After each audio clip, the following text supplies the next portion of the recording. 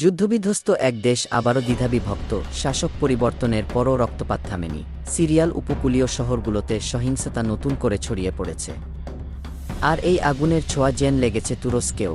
বুধবার আঙ্কারায় নিজ দলের পার্মানেন্টারি গ্রুপের সভায় দাঁড়িয়ে প্রেজেন্ট রিসেপ এরদোয়ান এক কঠোর হুঁশিয়ারি উচ্চারণ করলেন।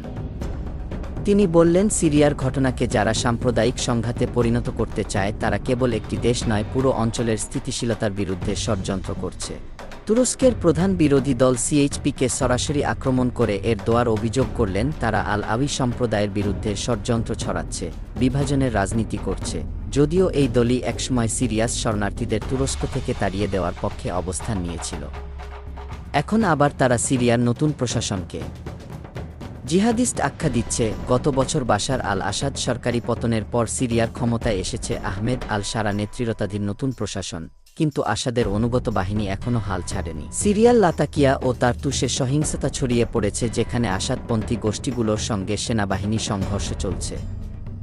এখন পর্যন্ত হাজারের বেশি মানুষ নিহত হয়েছে বলে মানবাধিকার সংস্থাগুলো জানিয়েছে। বিরোধীরা দাবি করছে আলাও এই সম্প্রদায়ের উপর গণহত্যা চালানো হচ্ছে। এরদোয়ান স্পষ্ট করেই বলেছেন, এই আগুন সিরিয়াতে সীমাবদ্ধ থাকবে না। কেউ কেউ তুরস্কেও এই অস্থিরতা ছড়িয়ে দিতে চাইবে। তিনি বলেন, সাম্প্রদায়িক বিভাজনের বিষ ছড়িয়ে দেওয়া খুবই বিপজ্জনক। আমাদের 8.5 কোটি নাগরিকের সংহতি নষ্ট ষড়যন্ত্র আমরা প্রতিহত করব। তিনি আরও স্মরণ করিয়ে দেন, অতীতে তুরস্কের মারাশ, চরম সিভাস ও গাজী এলাকার দাঙ্গাগুলো ঠিক একইভাবে সাম্প্রদায়িক উত্তেজনার মাধ্যমে ছড়িয়ে পড়েছিল। তাই এবারও যারা তুরস্কে এই উত্তেজনা ছড়ানোর চেষ্টা করবে তাদের বিরুদ্ধে কড়া ব্যবস্থা নেওয়া হবে।